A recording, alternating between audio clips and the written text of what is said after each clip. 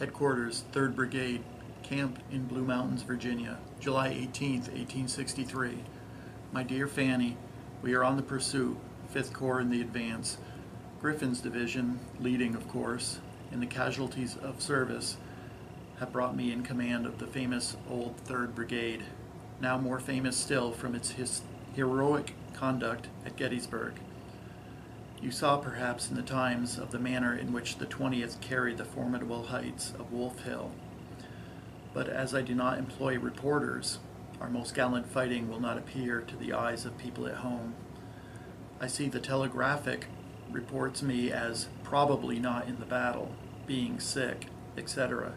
That is not altogether the record of my whereabouts that day, which is recorded in the Army. I think most people here know where I was that day and the day following.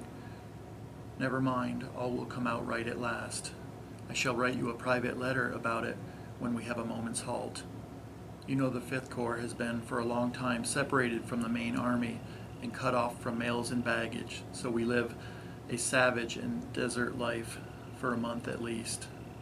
Still, I have continued to send you now and then a slip written in pencil on my knee or saddle, but thinking you were in Brunswick, I directed there. You are witnessing some rather unpleasant scenes in the city now, I judge. I'm sorry you happened to be there. Don't you think you are staying away rather too long from home? I should imagine you should wish to see the children. It would be impossible for you to reach me if anything would happen. For instance, I came very near dying at Gum Spring, Virginia a month ago from an attack brought on by a forced march in a broiling sun when my men were falling as if shot down, and I had no surgeons and was worried half to death. I had not recovered from illness, and the surgeons absolutely refused to let me go on when the Army pushed for Pennsylvania. But I went, and I think I did good duty there, and afterwards at Sharpsburg. How sad about poor Vincent, noble fellow. He sent for me a little time before the battle, and we sat till midnight talking of our dearest things. I saw in him a noble ambition, just balancing with the tenderest love for his wife, which made him doubt whether to stay in the Army or resign.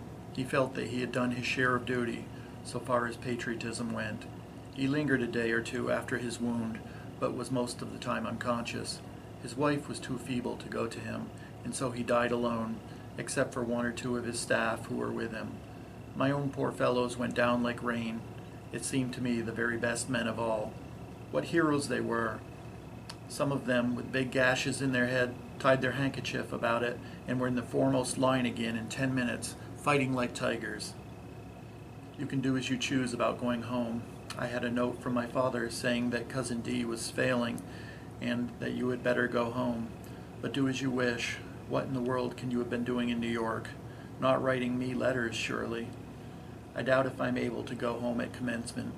I send $100 a month to Penobscot Bank for you. L.